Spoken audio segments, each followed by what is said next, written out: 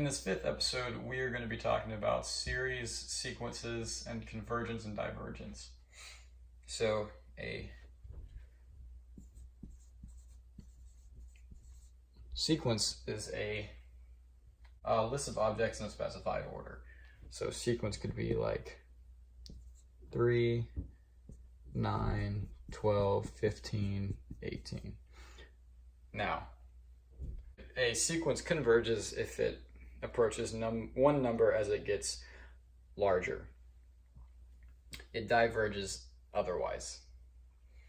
A series is the sum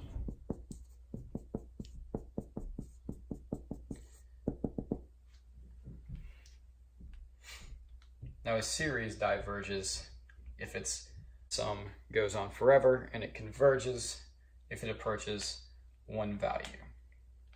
An infinite series is a series that has an infinite amount of terms in it. An infinite series will be written in summation notation such that you have the sum from k equals 0 to infinity of a sub k. Now,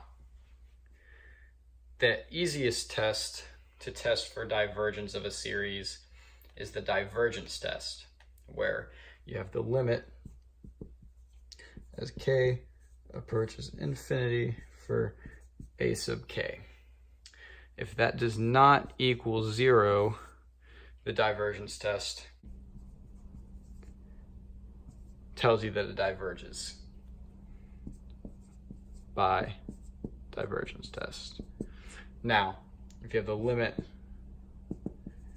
as k approaches infinity for a sub k and that equals 0, the divergence test fails.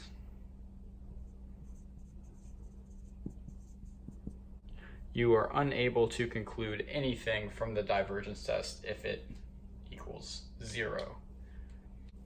You know that the function diverges if the limit does not go to 0, because if you're continuing to add numbers that are getting bigger or smaller, or bigger, the absolute value of which is getting bigger,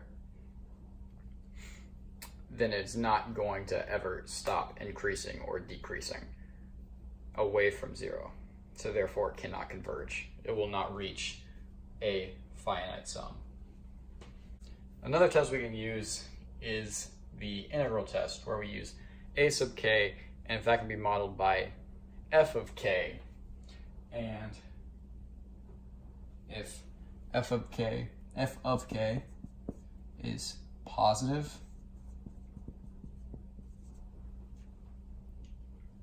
and decreasing, we can use integral test. Now, to use the integral test, we say the improper integral from 0, or really any constant, to infinity of f of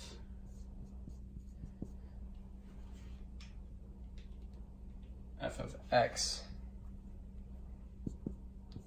with respect to x. If this converges,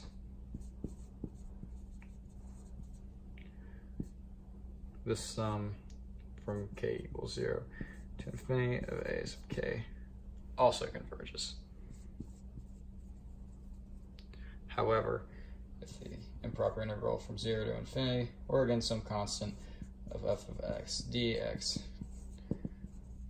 diverges, the sum from k equals 0 to infinity a sub k also diverges.